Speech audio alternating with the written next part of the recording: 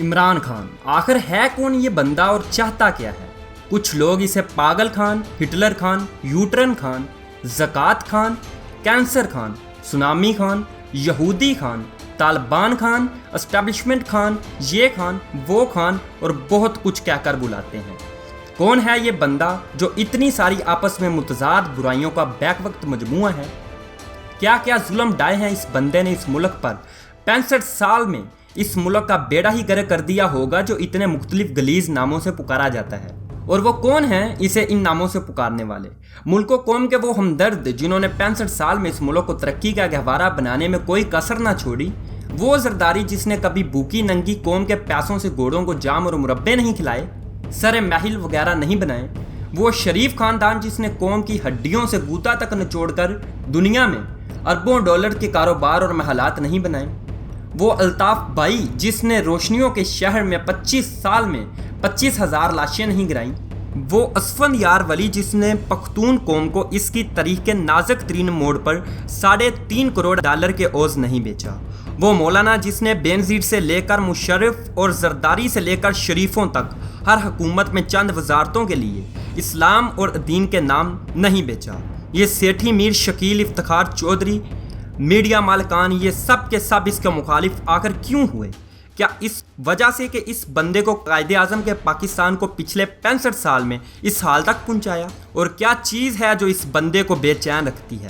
64 سال کی عمر میں جب لوگ اپنے بچوں کے ساتھ پرسکون وقت گزارنا پسند کرتے ہیں، اس عمر میں یہ بندہ پاکستان کے طول و عرض میں دیوانوں کی طرح پھرتا ہے۔ آخر کیا ہے؟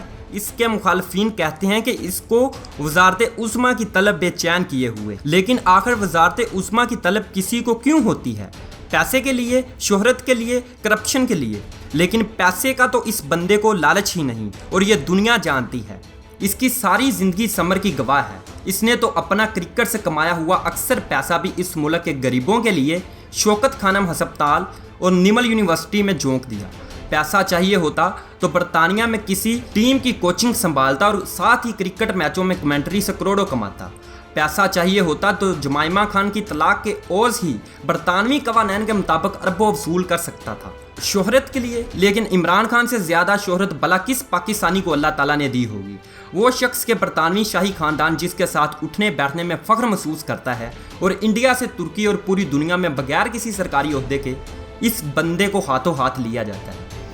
واحد پاکستانی لیڈر ہے جس کو بیرونی دنیا میں کرپشن یا سوئس اکاؤنٹس یا بتہ کھوری اور ٹارگٹ کلنگ کی وجہ سے نہیں جانا جاتا، بلکہ اس کا نام اچھے لفظوں میں لیا جاتا ہے، اور ایسے بندے کو بلا مزید شہرت کی کیا ضرورت ہوگی؟ کرپشن کے لیے؟ لیکن کرپشن کا تو یہ بندہ روادار ہی نہیں۔ پختونخوا میں 4 سال سے حکومت ہے نا اس کی، کوئی کہہ سکتا ہے کہ ایک پیسے کی بھی کرپشن کی ہو اس نے؟ کوئی کارخانہ لگایا ہو، کوئی رشتہ دار سرکاری عہدوں پر لگوا دیا ہو، کسی کی سفارش کر دی ہو، کوئی پلاٹ، کوئی بینک اکاؤنٹ، کوئی لندن، جدہ، ملائیشیا، ترکی میں محل اور دولت وغیرہ؟ نہیں، کچھ بھی نہیں۔ الٹا واحد پاکستانی لیڈر ہے جس کے اثاثے ہر سال پہلے کے مقابلے میں کم ہوتے جا رہے ہیں، ورنہ تو لوگ MNA بن کر ہی 7 نسلوں کا انتظام فرما لیتے ہیں۔ تو پھر آخر کیا چیز اس بندے کو چین نہیں لینے دیتی؟ اس بندے کو سمجھنا ہو تو چند لمحوں کے لیے اپنے آپ کو اس کی جگہ پر رکھ کر آنکھیں بند کر کے سوچیں۔ کیا بکاری بننا آسان ہے؟ کسی کے آگے جھولی پھیلانا آسان ہے؟ سوالی بننا آسان ہے؟ اور وہ بھی اپنے فائدے کے لیے نہیں، بلکہ قوم کے سسکتے ہوئے غریب مریضوں، بچوں کے واسطے۔ وہ کیا چیز ہے جس نے اس آکسفورڈ سے تعلیم یافتہ پاکستانی تاریخ کے مشہور ترین کرکٹر اور کامیاب ترین کپتان کو بکاری بننے پر مجبور کیا؟ گلی گلی، شہر شہر، گاؤں گاؤں اپنی عزت نفس کو پس پشت ڈال کر جولی پھیلا کر بکاری بننے پر مجبور کیا۔ 20 سے 25 سال سے یہ بندہ جولی پھلائے ملک اور بیرون ملک پاکستانیوں کے لیے بھیک مانگتا ہے۔